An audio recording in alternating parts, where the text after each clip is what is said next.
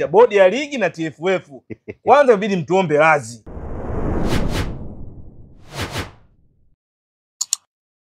Ya bodi ya ligi na TFF. Kwanza inabidi mtuombe radhi. Mtuombe radhi sisi washabiki. Kwa sababu gani nawaambia bodi ya ligi? Radhi ya nini? Radhi inasaidia nini? Watuombe radhi. Inasaidia nini? Inasaidia nini? Ni iko hivi. Watu tumesafiri, tumetoka mbali kuifuata dabi. Watu tumekaa kwenye mahoteli, tumetumia tiketi zetu.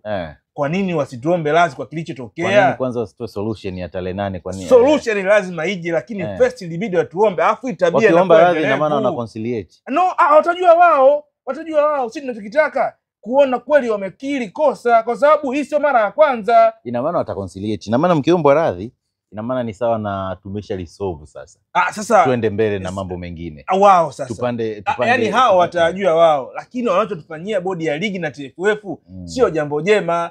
Kwa sababu hayo mambo yalikuwa wao na timu zao, lakini la kwanza sisi kutuomba radhi. Alafu kitu cha pili, kwa nini wamekubali kuingia kimkenge ya rais ndugu yangu? Mkenge upi? Mkenge kwa maana Simba alichokifanya, ameenda kusimama kwenye mzinga wa nyuki, amerusha jiwe alafu yeye akakaa pembeni. Kwa hiyo akawaachia wenyewe. Wao alichokifanya Simba anawaangalia wanapata shida.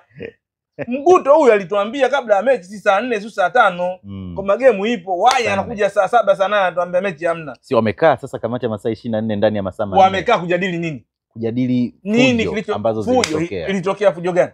Wanasema kulikuwa na viashiria vya watu ambao walifahamika kama washabiki au watu wanaohusiana. Kwa hiyo walikuja kupiga ramli sasa. Kwa sababu tunajua kazi ya kamati saa 72 kujadili kilichotokea. Kilitokea nini? Sasa si ndo hapo walivyoviona wakasema hapa kuna viashiria vya rushwa. Rushwa ipi? Cha kwanza, lakini cha pili walisema kuna viashiria vya vurugu. Blaza, rushwa na vurugu. Kilikuwa kichaka cha kujifichia. Sijui umeelewa? TAKUKURU hapo. Exactly. Tumewaachia kazi. TAKUKURU mpaka leo tunaenda kumaliza mwezi wa pili huu sasa.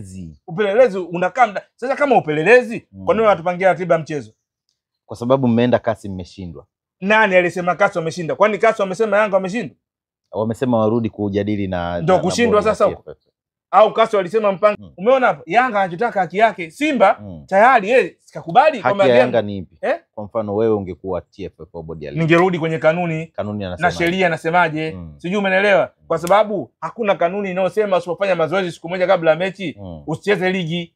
Hakuna kanuni hiyo. Ndio. What if kwamba leo Simba sikaenda kule Morocco akizuiliwa kufanya mazoezi na maana kesho acheze mechi? Lakini kuna viashiria vinapoonekana. Ajibu swali.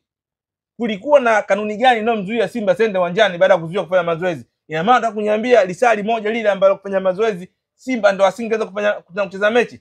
Kati ya Simba na Yanga nani ambaye hakutumia uwanja muda mrefu? Kumbukumbu zangu zinaniambia mtu wa mwisho kutumia uwanja alikuwa Simba kwenye mechi ya Azam na Simba. Yaani bora angefanya vile Yanga, kwa sababu Simba alishacheza karibuni mechi mbili, alicheza mechi moja ya kimataifa pale akaja kumaliza game na Azam. Kwa hiyo yani yeye kuzuiliwa ilikuwa sio sahihi kutuharibia sisi. Watu tumetoka mbali. Ngoja sasa nikwambie kitu. Kwenye sheria za michezo, sheria za mpira tunasema tunaandaa mkeka mwingine kwa ajili ya kupata hela.